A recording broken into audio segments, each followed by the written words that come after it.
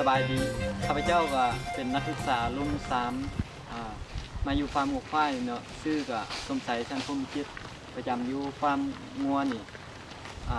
เป็นเวลา2 ปีมาเรื่อยๆแล้วก็เกี่ยวกับอยู่ฟาร์มนี่ก็เลี้ยงงัวเลี้ยงควายจำนวนประมาณ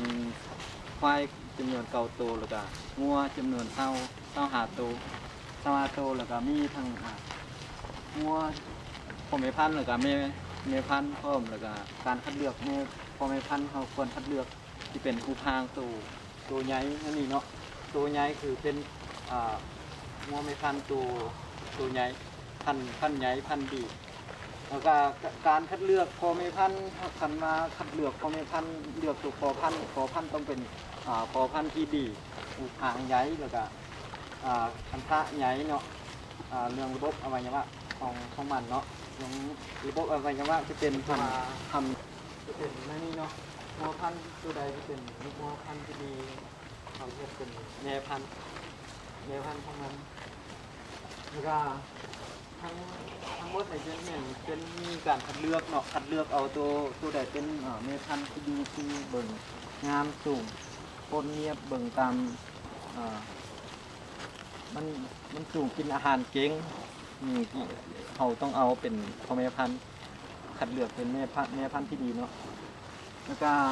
ผลดีของการคัดเลือกพ่อแม่พันธุ์ก็ถ้ามาผลดีของการเลือกพ่อแม่พันธุ์นี่เลือกไปแล้วเราต้องมีการคัดเลือกแต่ละปีที่ว่าตัวใดที่มันใหญ่มันสมบูรณ์เนี่ยจึงเอาตัวนั้นมาเป็นพ่อพันธุ์หรือแม่พันธุ์มาเบิ่งตามตัวจริงที่เบิ่งไปแล้วเนาะมันมีหลายตัวที่บางตัวก็คือนี่เนาะมันก็บ่ค่อยที่สมบูรณ์มีเขาครับตรงนี้มาควรที่เป็นแม่พันธุ์ว่าตัวจอยจังซี่ก็บ่ควรที่เป็นแม่พันธุ์เนาะนี่แล้วก็คนดีของการนี่ก็ยังนั่นเนาะมันต้องคัดเลือกเป็นแต่ตามแต่ละสุดเบิ่งว่าตัวใดมันบ่ค่อยสมบูรณ์แล้วก็คัดเลือกออกแล้วก็เอาแม่พันธุ์ตัวใหม่มาเป็นตัวสืบทอดต่อไปมาฮอดนี่ก็จะหมดลงเท่านี้เนาะการสัมภาษณ์